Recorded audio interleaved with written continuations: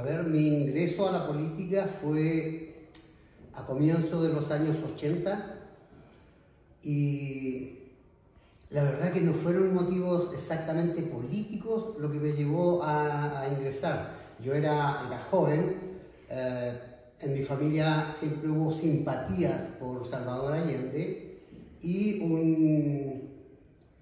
un amigo que era dirigente del club deportivo donde yo jugaba, me invitó a participar, me dijo, mira, se está reorganizando el Partido Socialista y ¿te gustaría participar? Estábamos en plena dictadura con policía secreta y todo eso, y un año ahí apareció una compañera que pertenecía a Democracia Obrera, que es el nombre que tenía la sección en los inicios allá en Chile.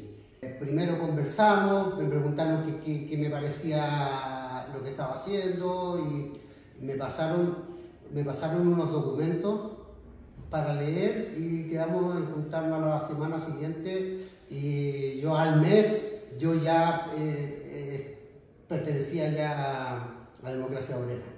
Estamos hablando de 40 años, 42 años más o menos de militancia. El periodo de la Unidad Popular, para la elección de Allende yo tenía 9 años y para el golpe tenía 12, porque fueron 3 años de la Unidad Popular.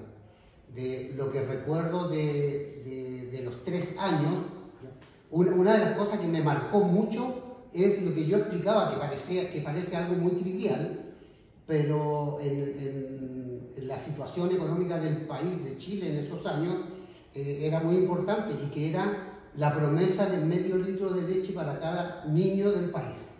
Y cuando converso con gente que me dice, no, con Allende había que hacer fila, y pasaba esto, y critica, yo le digo, mira, y me dicen, tú eras niño, no sabes. Yo le digo, o sea, yo sé que tomé leche todos los días mientras Allende estuvo, ¿ya? Después del golpe, la leche desapareció de mi casa, porque éramos muy pobres, o sea, éramos 5 hermanos y mi mamá viuda, mi padre había fallecido, entonces eran condiciones muy precarias y esa medida de Salvador Allende, la verdad que fue para mucha gente fue muy importante. Y lo otro que me recuerdo es que en el colegio primario donde yo estaba había dentista, había atención dental. Hoy en Chile la atención dental es muy cara, o sea, carísima. De hecho, uno de los problemas fundamentales de la población, de la clase obrera chilena, es problema dental. Entonces, en esa época, en el colegio teníamos atención dental gratuita.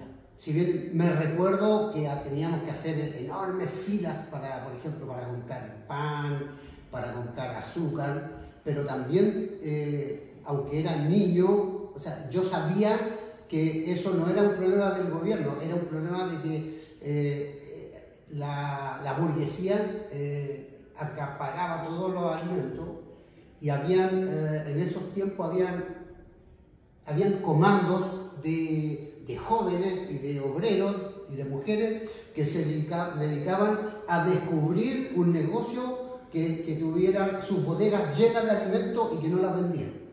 Entonces se daba cuenta, se avisaba a los encargados, se abría el negocio y toda esa mercadería se vendía a la población y a precios que ponía la Junta de Abastecimiento y Precios. El día del golpe fue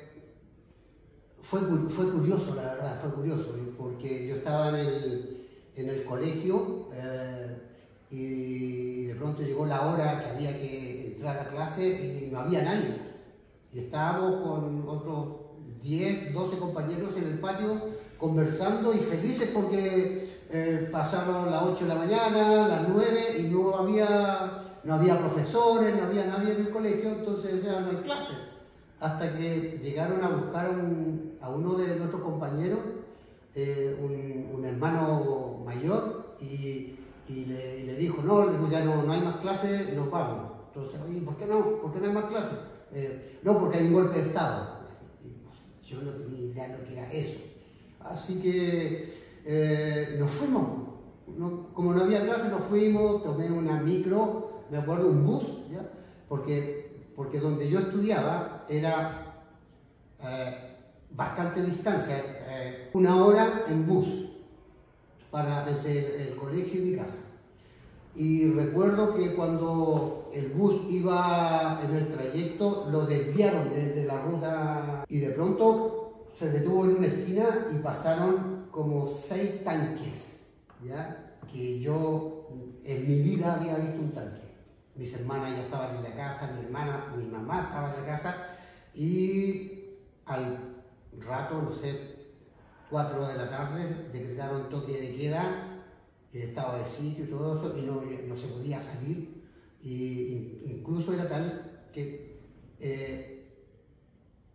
no podíamos asomarnos, o sea, por ejemplo, correr la cortina y mirar hacia afuera, porque pasaban militares, y o sea, eso es lo que recuerdo del día del golpe. Las primeras tareas básicamente era leer y discutir los documentos y ir aprendiendo. Y después empezar a asistir a reunión de células. Bueno, y en la medida que me iba consolidando, buscar a más jóvenes, hablar de nuestras ideas y tratar de atraerlos. Y una de las cosas importantes que hicimos en aquellos tiempos fue crear un grupo juvenil en el cual hacer actividades, discutir de política, pero como era peligroso, ¿ya? Y el local que nos conseguimos era un local que era controlado por la Junta de Vecinos, controlada por gente de la dictadura. Y el local donde nos reuníamos era como una especie de centro comunitario con escenario, y que debajo del escenario había una sala. Entonces fuimos a hablar con la mujer encargada del local y le dijimos que queríamos hacer un centro juvenil para rescatar a los jóvenes de las drogas. Entonces que íbamos a traer de pronto, no sé, un profesional, y que íbamos a hacer actividades culturales para sacar a los jóvenes de la droga y llevarlos hacia la cultura. Y esa era la excusa. Entonces, y como a la dictadura le interesaba tener organizaciones sociales funcionando, que pudieran como llevar la obra de la dictadura a los barrios, ¿ya? Y publicitarla. Entonces nosotros nos aprovechamos de eso, y nuestro centro juvenil se llamó El Sótano, ¿ya? El Sótano, que era porque funcionábamos debajo del escenario, y básicamente era como un sótano.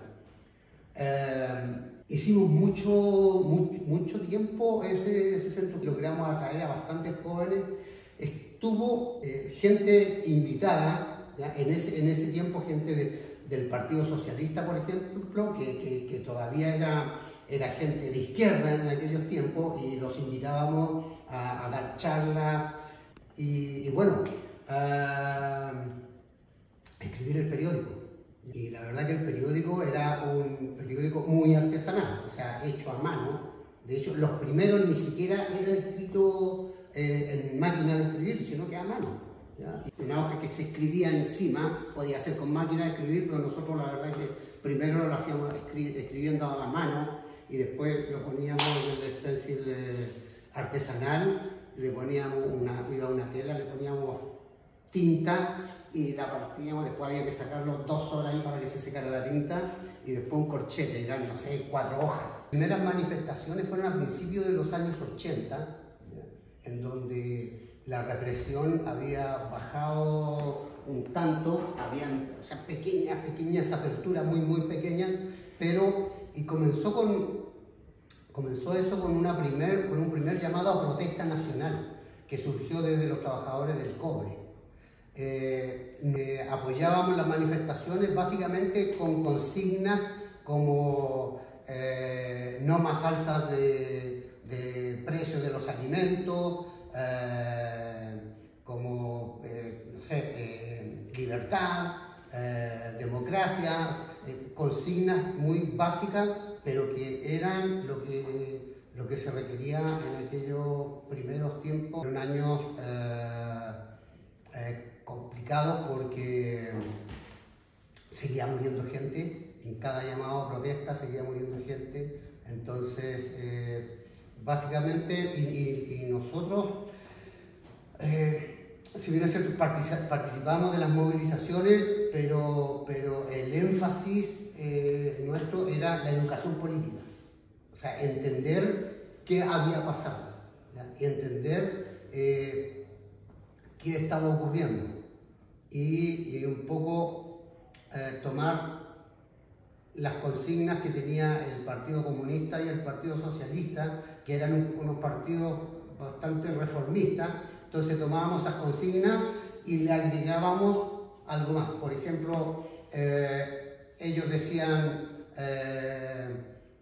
paro nacional por un día, huelga nacional por un día, y nosotros decíamos tenemos que organizar una huelga indefinida, ya con carácter insurreccional. O sea, cosa de orientar el movimiento con visión, con vista a la toma del poder. Y finalmente esa era la idea, la lucha. Hacia finales de los años 80, la verdad que ya era algo muy masivo, con otras características, aunque la represión seguía fuerte, pero era posible, ¿ya? Si los dos partidos obreros, ¿ya?, hubieran tenido la intención de sacar a la dictadura, pero seguir en una lucha permanente, así como la revolución permanente de que hablaba Trotsky, hubiéramos pasado a un proceso de revolución sin detenernos. Pero sin embargo, ellos prefirieron pactar nuevamente con la burguesía y crearon un organismo que se llamó Alianza Democrática, en donde estaba el Partido Comunista, el Partido Socialista, pero también estaba el Partido Radical, la Democracia Cristiana, que son partidos burgueses. La Democracia Cristiana, que había sido uno de los partidos que se opuso ferozmente a Allende, que participó y apoyó el golpe de Estado, que después del golpe de Estado mandó a representantes por el mundo a explicar y a defender el golpe de Estado. Bueno, con esos partidos, el Partido Comunista y el Partido Socialista armó una alianza que se llamó Alianza Democrática, básicamente para encaminar todo el proceso que se estaba dando como con carácter revolucionario, encaminarlo hacia una vía institucional. La dictadura había trazado un camino y se había establecido un plebiscito con el cual nosotros íbamos a decir si queríamos que siguiera por 8 años más el dictador Pinochet, o si queríamos elecciones para un nuevo presidente. Y esa fue una campaña que le llamamos la campaña por el no, ¿ya? Que no queríamos que siguiera, y esa campaña llegó a congregar 1 millón de personas en Santiago, y era la oportunidad para pasar a la ofensiva. Nosotros decíamos, vamos a votar no y vamos a defender el voto no en las calles y llamando a huelgas, ¿ya? Así decíamos que había que defender el voto no. El Partido Comunista llamaba no hasta vencer, que es algo ya. ¿Vencer qué? ¿Vencer cuándo? ¿En 20 años más? No, era no hasta vencer. Nosotros decíamos no, pero lo defendemos y pasamos a la ofensiva. Después del plebiscito, bueno, triunfó triunfó la opción no, y el dictador siguió gobernando por 2 años más, ¿ya? Hasta las elecciones presidenciales, cuando ya definitivamente, o sea, no se acabó la dictadura, simplemente tuvimos un presidente elegido democráticamente, demócrata cristiano, pero el dictador pasó a tener un puesto en el Congreso, en el Senado. Esos fueron los acuerdos que tomó la oposición con la dictadura. De hecho, el ideólogo de la Constitución, Jaime Guzmán, decía, y hay un video que uno lo puede encontrar, decía, mira, hicimos una Constitución tal que no nos asusta que gobierne un comunista, va a tener que hacer lo que nosotros dijimos que había que hacer. Pueden ganarnos, decía, una elección, pero van a gobernar con nuestras reglas. O sea, y esa era la Constitución del 80, del pacto que hicieron los partidos de izquierda, entre comillas, en ese momento, con algunos partidos de la derecha que vieron que la dictadura no iba a haber, o sea, no iba a estar mucho tiempo más porque la movilización social era muy fuerte. Entonces, algunos partidos de derecha también concurrieron a firmar esa alianza para terminar institucionalmente con el proceso de la dictadura, pero solo se cambiaba al presidente, o sea, dejaba de ser el dictador, de estar en la moneda, pero la Constitución de 1980 seguía. De hecho, hasta el día de hoy, la Constitución de 1980 sigue. Las direcciones, los diputados y la burguesía, todo el mundo pensaba que Chile estaba bien. Aquí no pasa nada.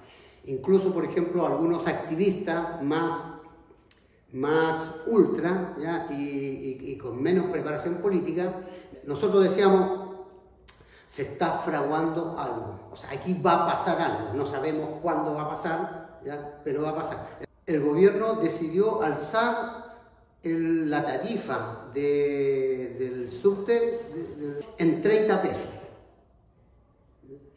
Y entonces los estudiantes secundarios fueron los que se organizaron y fueron en masa a la estación del metro y dijeron no pensamos pagar, y saltaron los torniquetes,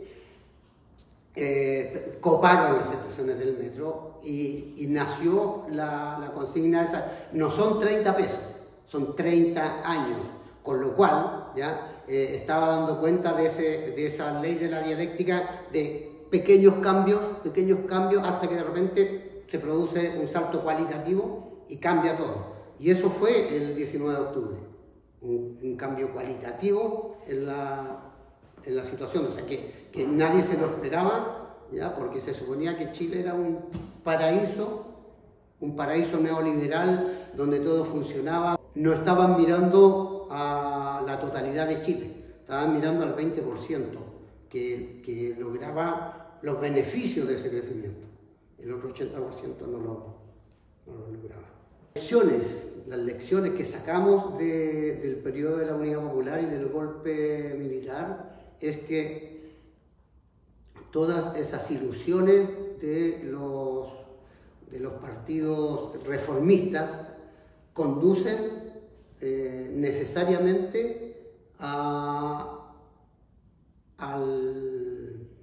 un desastre, ¿ya? Y conducen a que la clase trabajadora sea masacrada, porque la idea que se tenía en ese proceso era: vamos a hacer pequeñas transformaciones, después otras, y vamos a ir avanzando de a poco para no asustar a la burguesía.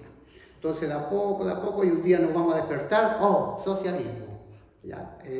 Pero no sucede así.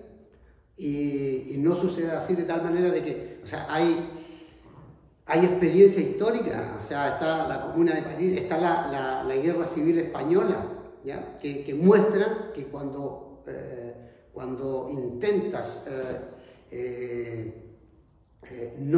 cuando no quieres dar el paso final, o sea, necesariamente la reacción va a aplastar. Y el proceso durante la Unidad Popular fue ese. Es interesante porque siendo un programa reformista, en el cual se iba a respetar la institucionalidad y no se iba a hacer una revolución violenta, el hecho de que una vez asumido Allende, la gente empezara a sentir, o sea, empezara a ver de que lo que Allende había prometido se estaba cumpliendo, nunca había pasado eso. Los candidatos prometían muchas cosas y después llegaban al gobierno y eran excusas y simplemente no hacían nada. Entonces, Allende, por ejemplo, el tema del medio litro de leche, o sea, fue algo que inmediatamente, o sea, a la semana en el gobierno se implementó de inmediato esa medida. Se empezó a trabajar en la nacionalización del cobre. Y se empezaron a expropiar los monopolios más grandes. Entonces la gente vio, la gente dijo, ahora sí, este sí es nuestro gobierno, pero no se quedaron ahí. O sea, la gente entendió, bueno, como es nuestro gobierno y nuestro gobierno dijo que esta era la vía al socialismo, entonces, bueno, hagámoslo. Entonces, muchas de las medidas de la Unidad Popular chocaban con la institucionalidad. Mira, hay un ejemplo muy gráfico de esto en el documental La Batalla de Chile, donde muestran a unos campesinos de los alrededores de Santiago. Entonces los campesinos se tomaron el campo, ¿ya? Echaron al dueño y se tomaron el campo. Entonces, y fueron gente de los cordones industriales, obreros, fueron a apoyar ese proceso. Entonces los campesinos decían, mira, los entrevistan y dicen, mira, este campo no se está trabajando y la ciudad necesita alimentos. Y si no se trabaja, la ciudad no va a tener alimentos y esto se va a derrumbar. Entonces nosotros vamos a sembrar y vamos a producir alimentos. Entonces, y llega un burócrata ya del Estado y le dice, compañero, sí, está bien, le dice, pero resulta que esto es ilegal. Esto es ilegal. Entonces el dueño lo que va a hacer, va a poner un recurso en los tribunales de justicia y eso se va a demorar 6 meses en responder.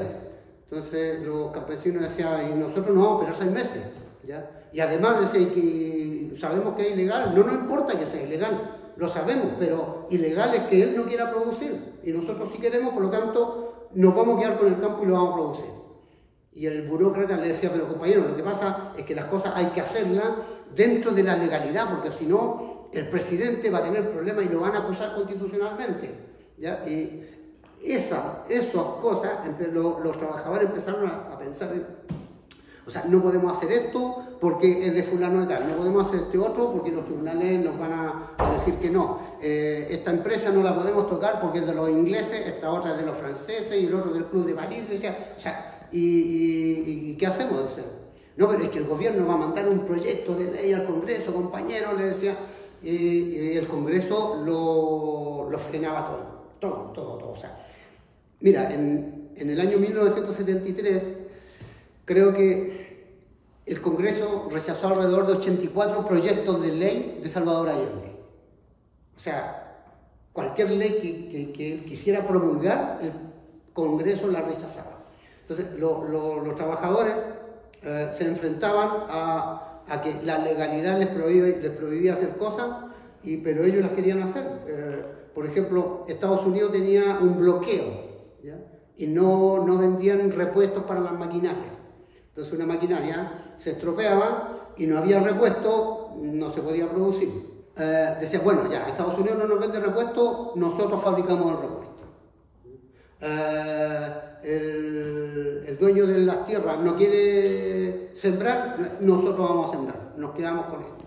Y así pasó en muchas fábricas que no estaba contemplado que pasaran al área social. Los trabajadores simplemente se tomaron la fábrica, ¿ya? Y tomaron el control ellos de la producción.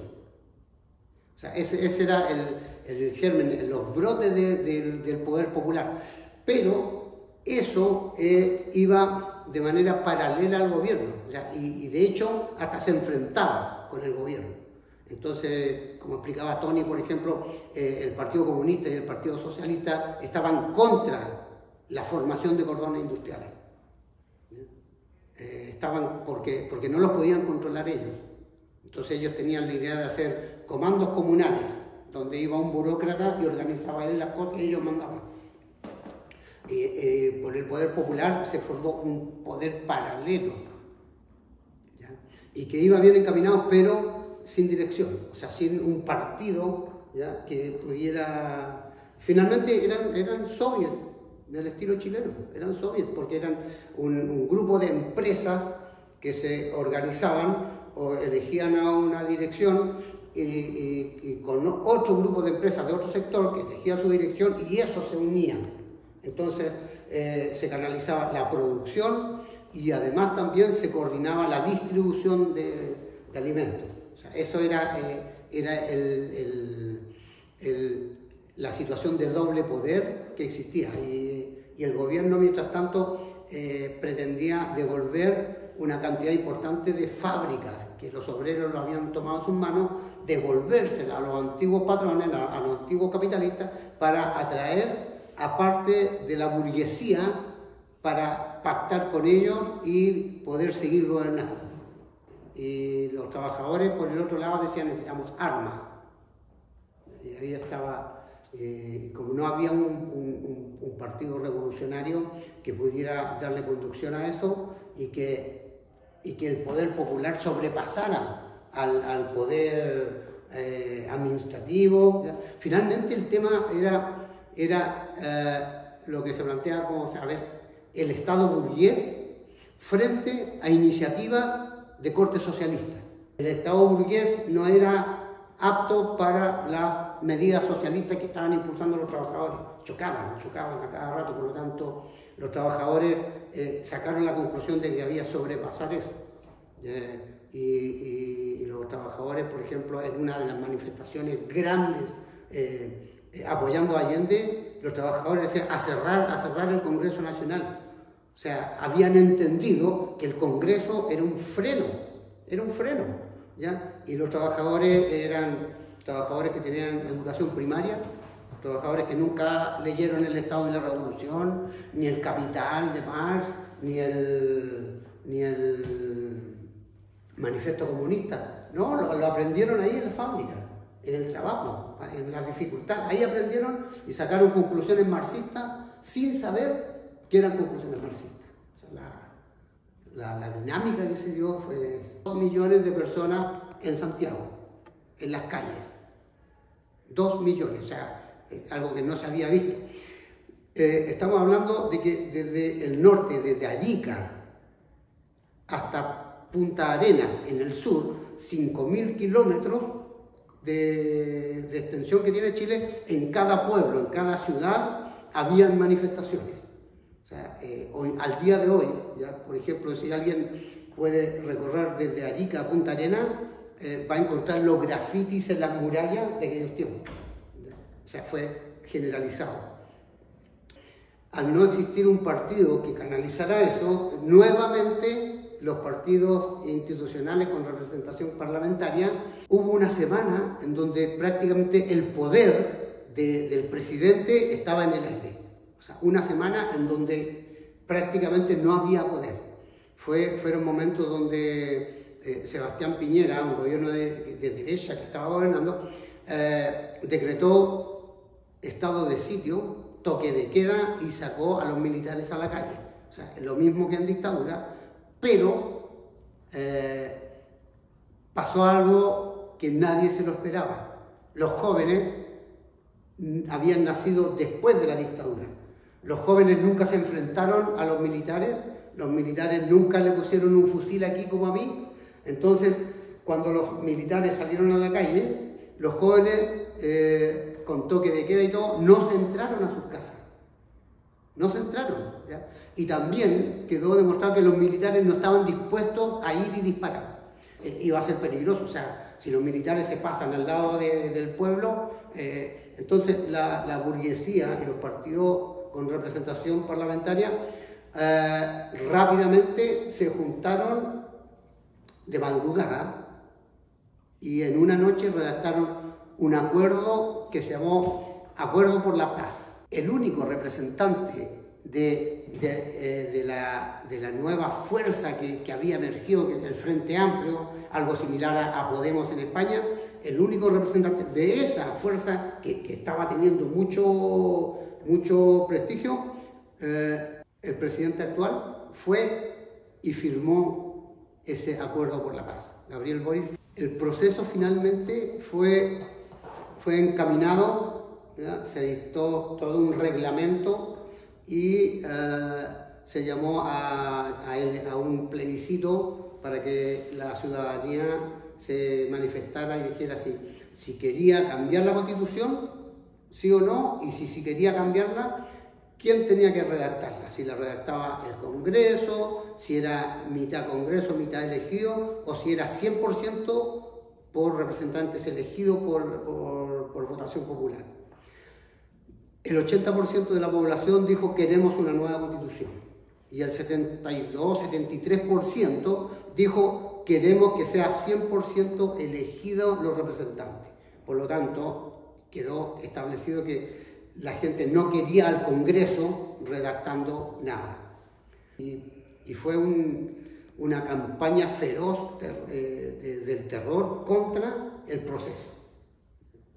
Y mucha gente que no participa de política ni nada, fue influenciada por esa campaña del terror y después cuando se fue al plebiscito de salida para aprobar o no el nuevo texto, salió rechazado. Y básicamente por cosas, por ejemplo, la derecha explotó cosas como te van a quitar los fondos previsionales, porque en Chile los fondos previsionales son individuales, o sea, porque dentro de la Constitución se hablaba de un sistema solidario, de reparto.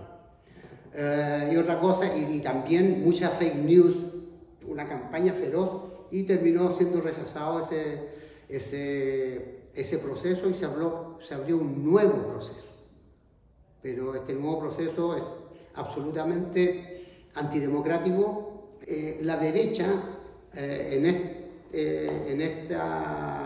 este organismo que hay hoy, en este momento, tiene 50% o 49%, más o menos, tiene de representantes. Entonces están escribiendo una constitución y aquí viene la paradoja, porque el estallido y toda la movilización fue para cambiar y eliminar la constitución de 1980 y hoy día estamos a las puertas de ir a votar por una constitución peor que la que tenemos actual.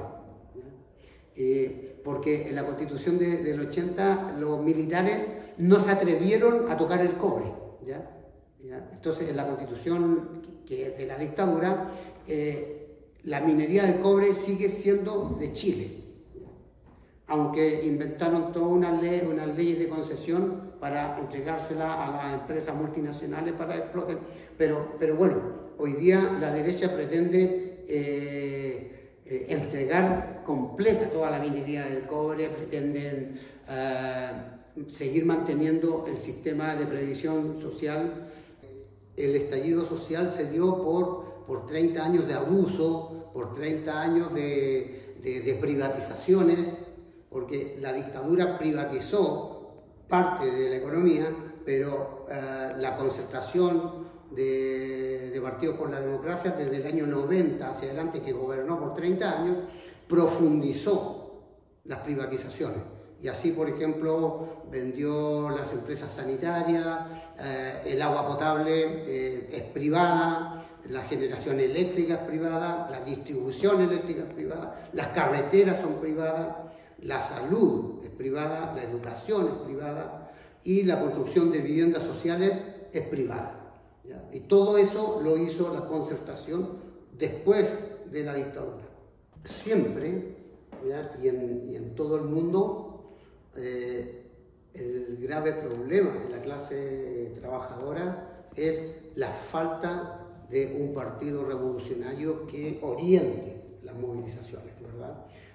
Lo vivimos en Chile también, lo que explicaba antes yo de que hubo una semana en donde el poder estaba ahí flotando en el aire y era tomarlo, pero no había quien lo tomara porque esas manifestaciones, una de las consignas del estallido social era el pueblo unido, marcha sin partido.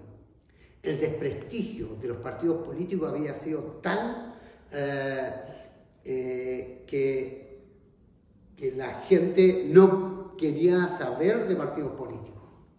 Entonces, y por supuesto nosotros decíamos, esa es una consigna errada, una consigna equivocada, y a la luz de los acontecimientos, o sea, obvio, sí, era equivocada, porque el pueblo y los trabajadores necesitan una organización revolucionaria que los guíe, no un partido que haga la revolución, un partido que la conduzca, que les dé conducción a ellos, porque la revolución la hace la clase trabajadora, las masas, no la hace el partido, ¿verdad?